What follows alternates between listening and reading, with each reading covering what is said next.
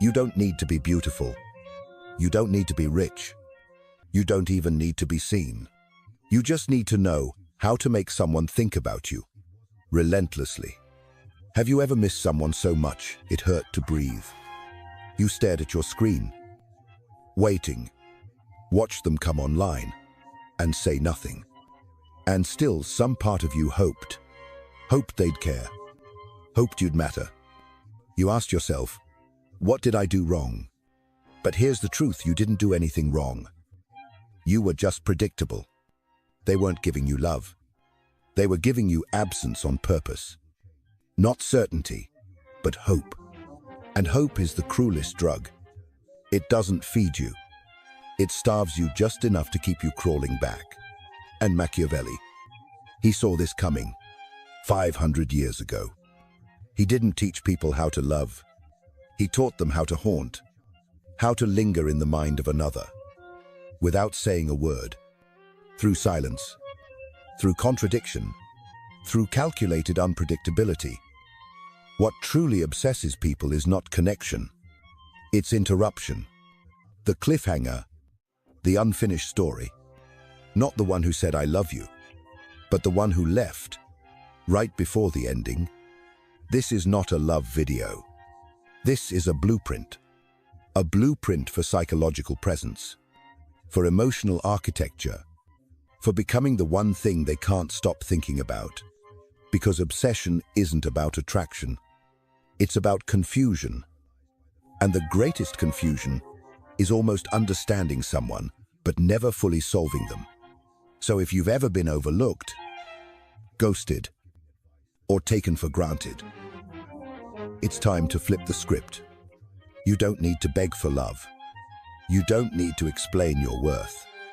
You just need to become unshakable in their mind. There's a kind of pain that leaves no bruise, no scar, no scene. No one praises you for enduring it. No one even knows it's there. It's the pain of being remembered only when convenient, of once mattering and then fading. You were the one who always reached out, always made the first move. You sent the message. You waited. Hours passed. They came online. They scrolled. They laughed. But they didn't respond. Still, you held the door. Still, you remembered their birthday. Still, you listened to their silence and held space for a soul that never made room for yours. And now, when they speak of connection, it's not you they mention. Then comes the whisper, the one inside your own mind. Was I too predictable? Too easy to reach? Too much? Too soon? That ache isn't sadness. It's starvation. The hunger to be missed. To be recalled in someone's quiet moment, and not just when they're lonely at 2 a.m. But instead, you gave.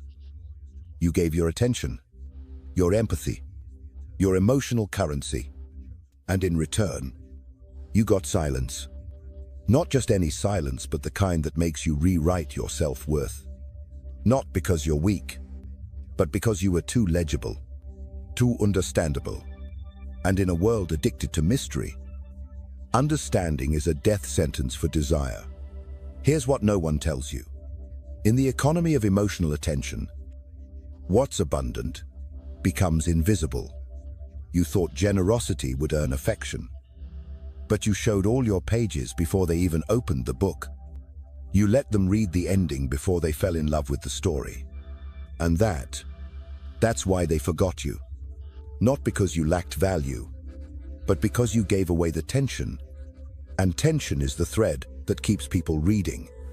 Let's tell the truth. People don't obsess over what they fully understand. They obsess over what they almost grasp, but can't quite decode. You weren't boring. You were complete. And in a world ruled by endless scrolling and instant dopamine, completion is not compelling. It's forgettable. You became clear too soon. And clarity is where desire dies. They moved on, Not because you weren't enough, but because there was nothing left to wonder. No riddle, no edge, no silence thick enough to echo. That ends here, because obsession isn't built on visibility. It's built on absence that lingers, on emotional puzzles that refuse to be solved. In the next part, we'll dissect the mechanism, the hidden psychological and social patterns that train people to forget the givers and chase the unpredictable, and how Machiavelli saw this centuries ago, not as romance, but as power. Because this was never about being liked. It was about becoming unforgettable. To understand why they forget you, why they lose interest. The moment you become emotionally available, you have to challenge everything you were taught about love. Because the truth is brutal, the brain isn't addicted to love. It's addicted to uncertainty. We don't crave connection. We crave the possibility of connection. The maybe. The unresolved. The spark we almost catch but can't quite hold. Think about the person you couldn't stop thinking about. Was it because they loved you deeply? Or because they vanished, right when you thought they wouldn't? It's that flicker of doubt. That one message left unread. That perfect silence after a vulnerable moment. That's where obsession begins. Psychologists call this intermittent reinforcement. It's the reason gamblers stay glued to machines, not because they win, but because they might. Every spin is a maybe, a whisper. This could be it. And that maybe floods the brain with dopamine, not from joy, but from anticipation. Now bring that into human connection. When someone gives you warmth, then pulls away, shares vulnerability, then disappears, your brain spirals. Not from love, but from emotional dissonance. Certainty ends the loop. Uncertainty traps you inside it. And here's where Machiavelli comes in. No, he didn't write about dating, but he understood power, and power lives in what people can't quite predict. What is always available loses its value. He didn't whisper that. He carved it into political survival. People don't chase abundance. They chase scarcity. Not because it's better, but because being denied bruises the ego, and bruised egos, they obsess. You were told, be honest, be emotionally open, be consistent, and you followed it. But in practice, that creates comfort. And comfort never creates obsession. Comfort is warm, it's familiar, it's safe, but it never lingers. It never haunts. You weren't forgotten because you lacked beauty. You were forgotten because you lacked friction. You offered too much clarity, when what they craved was the question. Because the mind doesn't obsess over what it understands. It obsesses over what it almost understands, what slips through its fingers. And the people we can't let go of, they're not the kindest. They're the ones we never solved. Machiavelli knew this. He never gave people what they wanted. He gave them what they feared to want, then took it away. He offered silence when they expected words, distance when they expected closeness, contradiction when they were dying for clarity. Make your presence rare. He'd say, so that your absence becomes unbearable. Because when you withdraw at the height of connection, you don't lose them. You carve yourself into them. They replay your last message, not because it was kind, but because it was incomplete. That's not cruelty. That's design. Because obsession isn't built on affection. It's built on architecture. You control the highs. You orchestrate the lows. You don't flood them with love. You drip feed longing. And that longing, it doesn't fade. It echoes. If you've ever chased someone who gave you just enough to keep you confused, but never enough to feel safe, then you've already lived this. Like this video, if you recognize that pattern, share it with someone who's always giving. always available and always overlooked. And if this message is waking something in you, support this channel through super thanks. Because we're not just making content. We're building frameworks for those ready to stop bleeding and start commanding. Subscribe, not for comfort, but for clarity. Clarity. You weaponize one psychological shift at a time. You thought you did everything right. You replied quickly. You were thoughtful. You reassured. You showed them you cared. But none of it worked. Why? Because obsession doesn't grow in safety. It doesn't bloom in certainty. It feeds on tension. It drinks mystery. And it dies. The moment you become emotionally predictable. Let's dissect the 5 common mistakes. The ones that quietly erase your presence from their mind before you ever had the chance to leave a mark. Mistake number 1. Emotional over-availability. You gave too much. Too soon. Your story. Your attention. Your secrets. Poured out like an open book. But when the human brain reads a book too fast, it forgets the ending. You became too easy to read. Too emotionally loud. What the mind can easily map, it quickly ignores. What to do instead? Let them work for layers. Withhold. Reveal slowly like a novel with missing pages. Mistake number 2. Chasing clarity. You wanted them to feel safe. So you explained everything. Your intentions. Your emotions. Your silences. But Machiavelli knew clarity is the enemy of influence. When people know exactly where they stand with you, they stop thinking. And when they stop thinking, they stop caring. What to do instead? Let uncertainty breathe. Leave room for interpretation. Let your pauses speak louder than your answers. Mistake number 3. Full access. You were always there. A message away. Quick to reply. Eager to please. Always present. But here's the paradox. When you're too present, you become invisible. Obsession isn't built on availability. It's built on earned proximity. What to do instead? Limit your access. Let your attention feel like a privilege, not a default setting. Mistake number 4. Over-explaining yourself. You felt the need to justify everything. The delay, the distance, the tone change. If they understand me. You thought, they won't leave. But understanding is not protection. It's closure. And closure kills tension. Machiavelli understood. Explanation erases mystery. And mystery is where power breathes. What to do instead? Let ambiguity stand. Let them wonder. Let your silence become the mirror they can't stop staring into. Mistake number 5. Giving emotional security too early. You showed your hand before the game even began. You made them feel safe before they even earned it. You promised commitment before they proved their value. But obsession doesn't come from guarantees. It comes from risk. From almost losing something you never fully had. What to do instead? Don't declare loyalty, imply it. Don't promise presence, suggest it. Let them feel chosen, but unsure if the moment will last. Brutal truth. People don't stop obsessing because you were unkind. They stop obsessing because you were too emotionally generous. Too smooth. Too clear.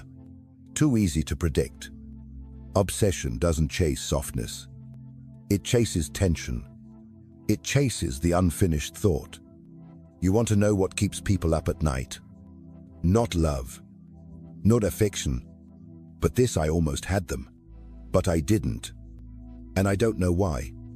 That loop, that ache, that missing piece is the fingerprint of obsession. You don't create that by giving. You create it by withholding.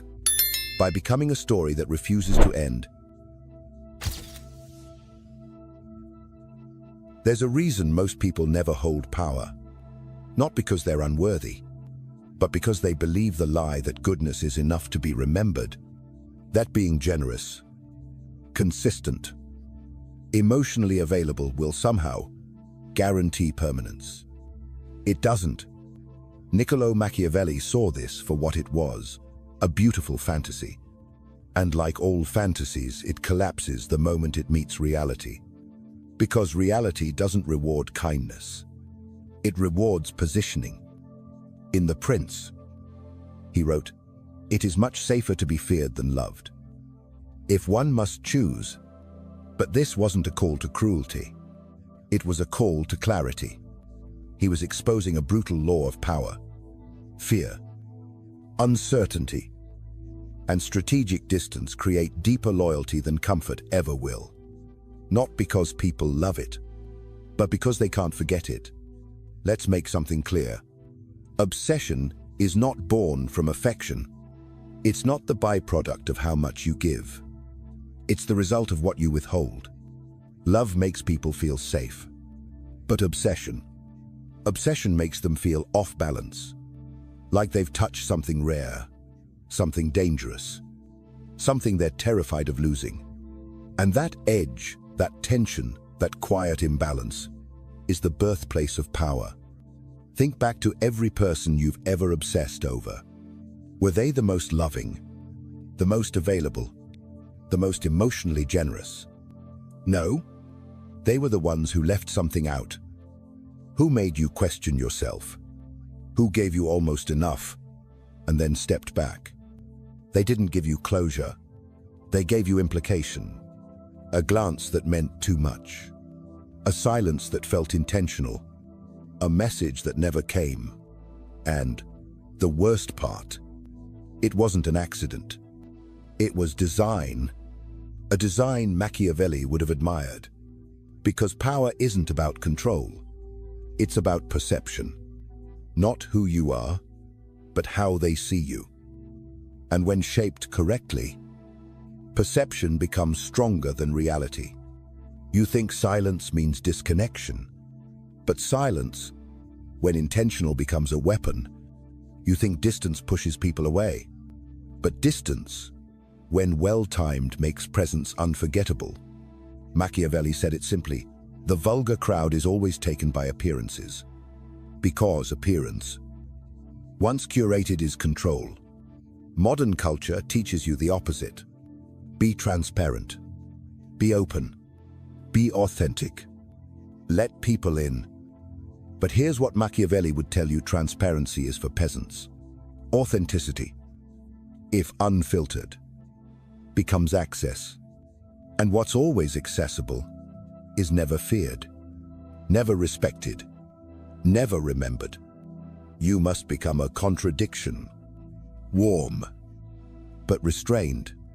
Present, then gone. Affectionate, but unreadable. You must never explain the full story. Let them work for understanding. Let them earn interpretation. Because the mind doesn't cherish what it receives easily. It cherishes what it builds itself through imagination, through gaps, through silence. And Machiavelli understood this. To be fully known is to be easily discarded. But to be imagined, that's eternal. You don't become powerful by being loud. You become powerful by becoming unsolvable. So ask yourself, are you giving too much clarity, too much reassurance, too much presence? Or are you crafting your image the way Machiavelli would, with silence, with scarcity, with strategy? Because obsession is not a reaction to being loved. It's the residue of never being understood. And unforgettable people, they don't explain themselves. They haunt, they echo, they vanish when the connection feels most alive. And in doing so, they become a question that no one ever truly answers.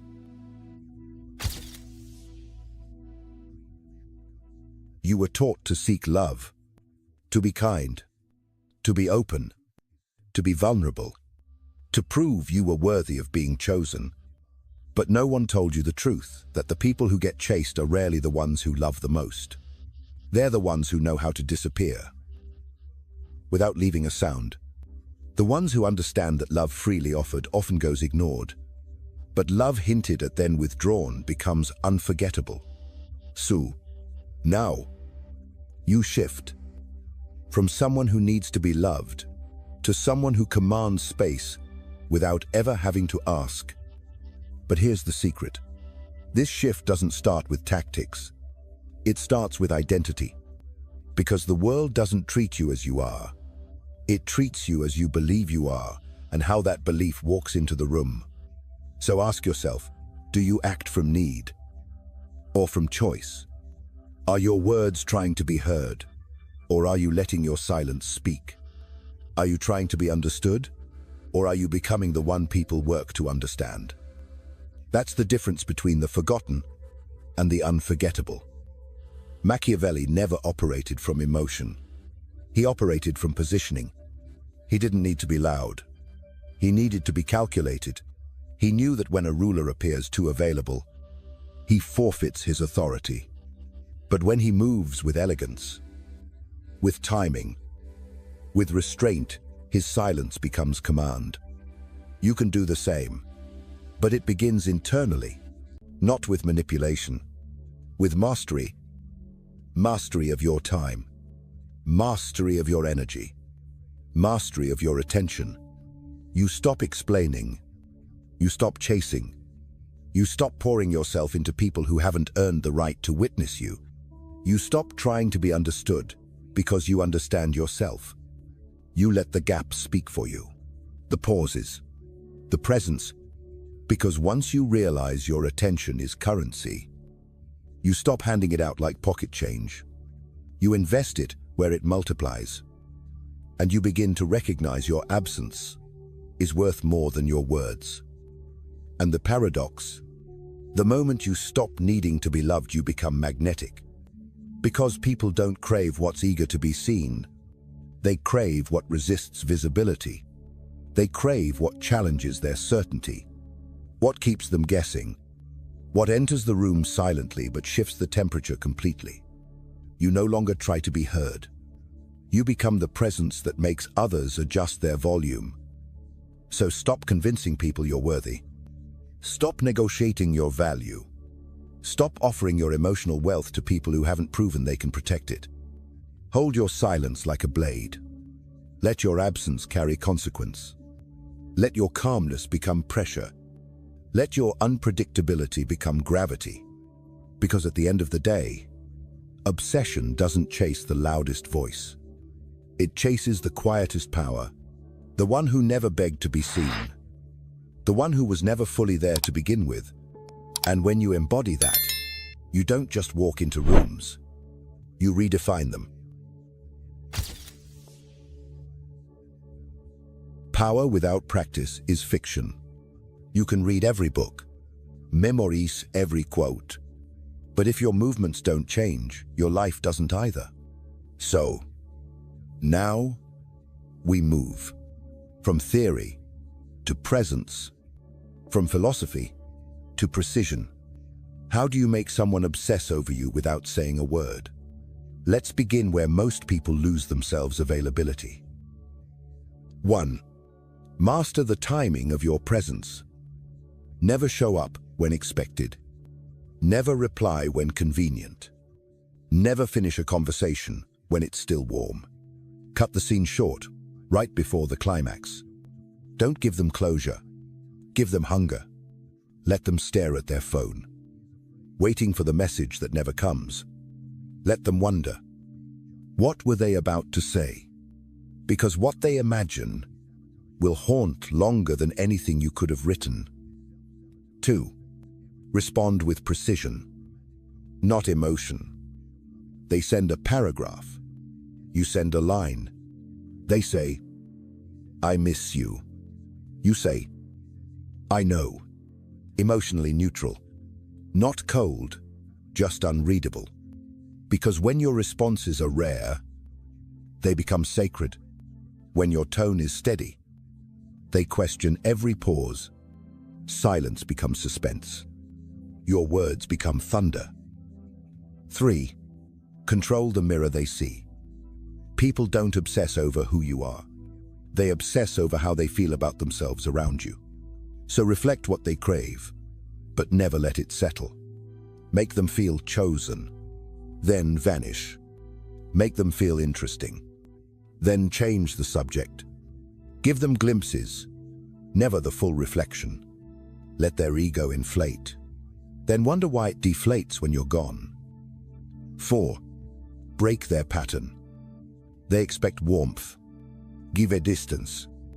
They lean in, pull back. They expect praise. Go silent. Be the anomaly. Be the fracture in their expectation. Because when they can't predict you, they can't protect themselves from you. And that breach in emotional defense, that's the entry point of obsession. 5. Use absence as a weapon. Don't block. Don't ghost. Just fade. Not dramatically. Subtly. Strategically. A longer pause here. A delayed reply there. A colder tone, no explanation. Let them feel the temperature drop. Make them wonder, did I say something wrong? Did I lose their attention? Was I too much? Let their own mind do the damage. Because absence doesn't just create longing, it creates self-doubt. And self-doubt always circles back to you. 6. Leave triggers behind. A phrase only, you say. A tone, a glance, a certain song, a particular scent. Anchor yourself in their subconscious. So even when you're not there, you're there.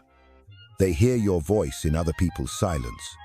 They feel your energy in unfamiliar rooms.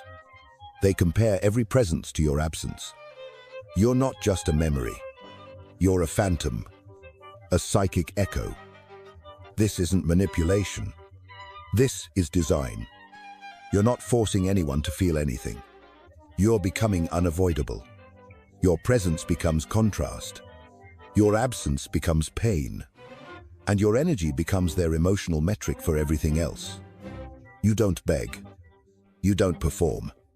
You don't chase. You disrupt. You reframe. You haunt. And slowly, you stop being someone they talk to and become someone they dream about. Who you become when you stop hazing. Once you stop explaining yourself, once you stop offering your presence like a gift, once you stop needing to be understood, you begin to evolve. You become something else, someone else. Not colder, not crueler, but centered, precise, undeniable. This is the new face of power. It doesn't chase. It doesn't explain. It doesn't ask to be seen. It commands space without saying a word. And when that shift happens, everything changes. You no longer bleed your energy for attention. You no longer throw your words to the wind hoping someone will catch them. Your silence becomes heavy. Your stillness, magnetic. Your distance, defining. Not because you're hiding, but because you've stopped performing, you've stopped proving, you've stopped overgiving. You've understood the deepest law of presence. What is scarce is sacred, and what is calm becomes unshakable. The weak are always talking, always apologizing, always trying to fix the impression they left behind. But the powerful, they move, and the world adjusts. You become the one they can't figure out. The one who walks away mid-conversation, not in rudeness, but in rhythm. You leave before it's finished. Because they should chase the ending, not expect it. You give them glimpses of vulnerability, never the full manuscript. You feel deeply, but reveal selectively. You let silence carry meaning, because your silence is no longer emptiness. It's control. And then it happens. You stop being a person they once knew. You become the standard, not someone they scroll past. Someone they measure all future connections against and quietly admit nothing else feels like them. You become the phantom of a higher presence, a storm trapped in stillness, a mirror that shows them who they could have been, but only when you were near. And now that you're gone, they don't miss you. They miss who they were. Around you, this is what Machiavelli hinted at. Not dominance through cruelty, but reverence through restraint. The more unpredictable you become, the more space you occupy, the less you explain, the more powerful your silence becomes. You don't post more. You don't overshare. You simply carry yourself with such intentional absence that your name lingers in rooms you've never entered. You've become a mirror. And when you pull away, they don't just lose you. They lose the reflection of their better self. And here's what no one tells you: you don't become unforgettable by being kind. You don't become desired by being available. You become powerful when you no longer need to show up because your absence is louder than their presence. You're not just someone they remember. You're the question they never resolved, the silence they keep checking, the echo they can't outrun. You've become their phantom standard, their internal contrast, their quiet undoing, not because you demanded it, but because you withdrew at the right time. By now, they don't even realize what's happening to them. They just feel it. A tightening in the chest when your name comes up. A slow panic when your message never arrives. A flush of adrenaline when your presence flickers back, then vanishes again. They think they miss you, but that's not it. What they're addicted to is the emotional instability you designed. They've entered a loop, a psychological trap, and the most brutal part, they built it themselves. It starts with tension. You give them warmth briefly. You let them feel special, seen, touched. Then you pull away. No explanation, no warning, just silence. Not loud silence, surgical silence. And that's when the cycle begins. They reread your messages, scroll through your photos, play back your tone in their mind like a song they can't skip. You didn't say you were upset. You didn't say anything. And that's the point, because silence is the stage where obsession writes its script. They start chasing ghosts. Not you, but the version of themselves they only accessed when you were near. With you, they felt chosen. Without you, they feel replaceable. That contrast isn't heartbreak, it's identity fracture. You became the source of meaning, of status, of emotional elevation. Now your absence is not an inconvenience. It's a threat. They don't love you. They need you to feel like the version of themselves they liked most. That's not seduction. That's architecture. You're no longer a person. You're a trigger, a voice in their head, a shadow over their new conversations. They hear your silence in someone else's delay. They see your reflection in strangers' eyes, but it never matches. It never echoes the feeling you gave them. You didn't break them. You rewired them. You replaced their definition of connection with you. Now they spiral, craving your warmth, fearing your withdrawal, blaming themselves for your silence, hoping for one more moment, and unraveling every time you don't give it. This isn't chaos. It's a system, a psychological ecosystem that runs without your effort. You don't need to chase, or explain, or perform. You just stay unavailable enough to keep their mind in motion. And here's what makes this permanent. Even if they try to move on, they won't find peace. Because you're not a memory. You're a feeling they can't recreate. Everything else feels too soft, too clear, too safe. You taught them what desire feels like when it walks the edge of danger. You redefined intensity. Now nothing else burns the same. That's not romance. That's legacy. They'll talk about you, vaguely. Defend you to others, without clarity. Scroll through your silence, looking for signs. Because obsession doesn't thrive on love. It feeds on unfinished stories. You never gave them the ending. And that is exactly why they can't put the book down. At some point, you stop being a person to them. You become a presence, a pattern, a projection, a story they keep telling not because it ended well, but because it never truly ended. And that's the moment obsession evolves into something else. Mythology. Machiavelli understood this long before modern psychology gave it a name.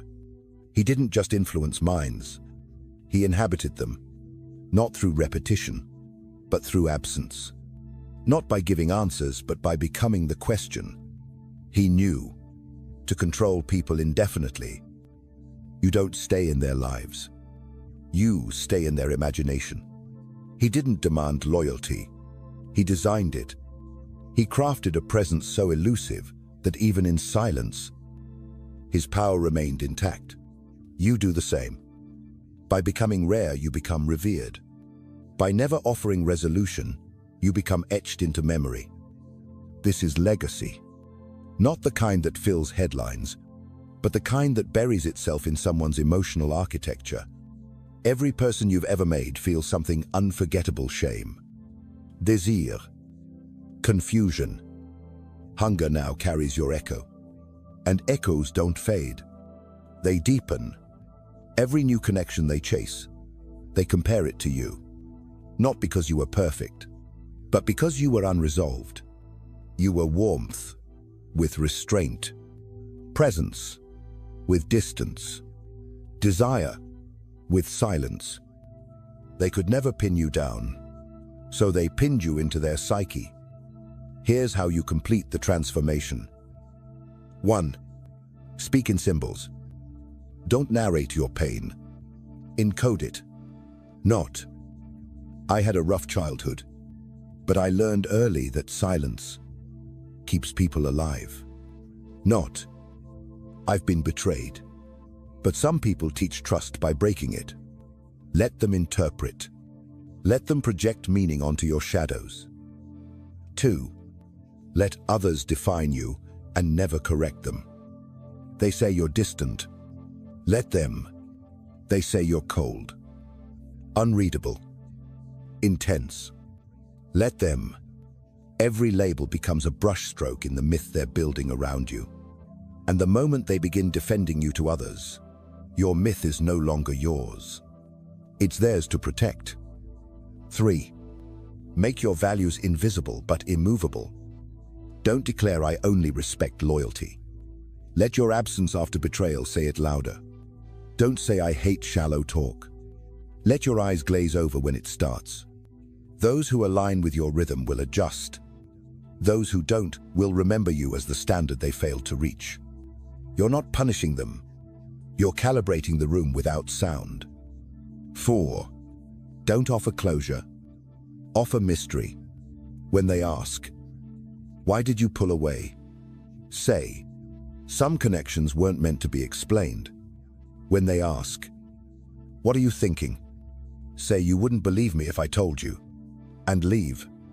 In that gap, you grow bigger than life. You become a symbol, not a sentence. Then it happens. You stop hearing from them, but others mention your name. People you barely remember. Quote, "You." Strangers watch you too long. Not out of desire, but out of confusion. Out of memory. You've crossed over from human to reference. They don't say, "I knew them." They say, "I can't forget them." Because you're not just someone they lost. You're the echo that followed them out of the room. You're the silence in their favorite song. You're the shadow in the mirror when the light shifts and the voice returns, the voice they thought they buried. You're not someone they used to know. You're someone they never stopped carrying. And no matter how far they run, they'll always wonder, why couldn't I keep them? Why does their silence still haunt me? Because you were never the one to be held. You were the one they almost had and never will again. Obsession doesn't peak when they want you. It peaks when they fear losing you. Not losing the relationship, not the daily texts, but losing the version of themselves they only accessed when you were near. That fear, quiet, creeping, unspoken, is the final weapon. It doesn't scream. It whispers, in the back of their mind, in the quiet hours, in the hollow silence, after your name is mentioned once. You gave them a role, the only one who sees me, the one who unlocks the real me. And then you left, not with anger, not with drama, but with elegance, with timing, with design. And now, the fear sets in. Did I lose them? Did I disappoint them? Were they always this far ahead of me and I never saw it? You say nothing. You don't clarify. You let the silence tighten like thread around the part of them still trying to make sense of you. And the human mind, it will fight harder to avoid loss than to gain anything new. You've become the emotional gravity they don't know how to resist and can't afford to detach from. But this fear must be elegant, almost sacred. You don't punish. You don't threaten. You don't accuse. You reward discipline with glimpses. You reward loyalty with subtleties. You reward presence with stillness. And in doing so, you teach them something they'll never forget. My presence is a privilege, not a promise. This fear rewrites how they act around you. They edit themselves. They calibrate their tone. They hesitate where they once interrupted. Not because you forced them to, but because they can't afford to lose you again. You are no longer a person. You are a mirror reflecting the version of themselves they fear never becoming again. And to lose you would mean losing that reflection forever. So you never have to raise your voice. You never have to explain. You never have to ask for devotion. Because now, they seduce themselves trying to win back what they think they lost. They imagine your silence as punishment, your distance as judgment, your unpredictability as a test, and their entire emotional world revolves around not being erased from yours. That's not manipulation. That's gravity. Unspoken,